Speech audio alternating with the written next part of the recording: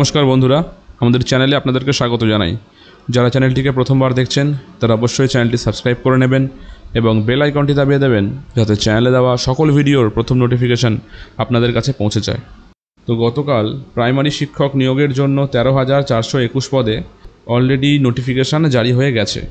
তো লক্ষণীয় বিষয় হলো যে এই যে নোটিফিকেশানটা জারি করেছে এখানে অনেকগুলো গ্রে পয়েন্ট কিন্তু রেখে দেওয়া হয়েছে, একদম ক্লিয়ারলি বলছি। একটা ছোট্ট উদাহরণ আপনাদের সবাইকে দিতে চাই।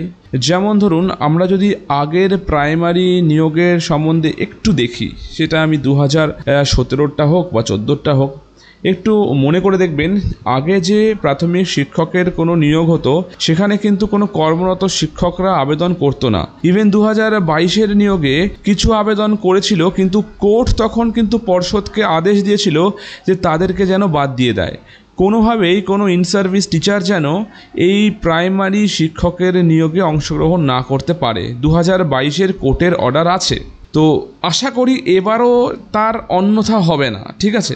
কারণ এবার কিন্তু আবারও সেই এক্সপিরিয়েন্স পয়েন্টের ব্যাপারটা চলে আসছে এবং যাতে ইন সার্ভিস টিচাররা অ্যাপ্লাই করতে না পারে তেমন কোনো কথা কিন্তু নোটিফিকেশানে নেই।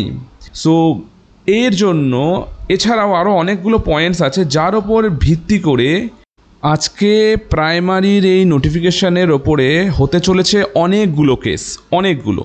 এছাড়াও নিয়োগে অনেকে অংশগ্রহণ করতে চায়, এই কারণের জন্য তারা এই যে নিয়োগ প্রক্রিয়া এটা যাতে স্থগিত রাখা হয় সে বিষয়ের ওপর বেস করেও আজকে বহুগুলো কেস হতে চলেছে কলকাতা হাইকোর্টে। আগে থেকে আপনাদেরকে অ্যাডভান্স জানিয়ে রাখছি, এবার কেসগুলো আজকে হোক, তারপরে অবশ্যই প্রত্যেকটা কেসের টোটাল ডিটেলস আপনাদেরকে জানিয়ে দেব আমাদের এই চ্যানেলে। সো চ্যানেলটির সঙ্গে থাকবেন, সাবস্ক্রাইব করে রাখবেন এবং আজকে এই খবরটি এই পর্যন্তই। কেসগুলো হতে দিন, তারপরে সব ইনফরমেশন দেওয়া যাবে। সো আজকের এই খবরটি এই পর্যন্তই। ধন্যবাদ।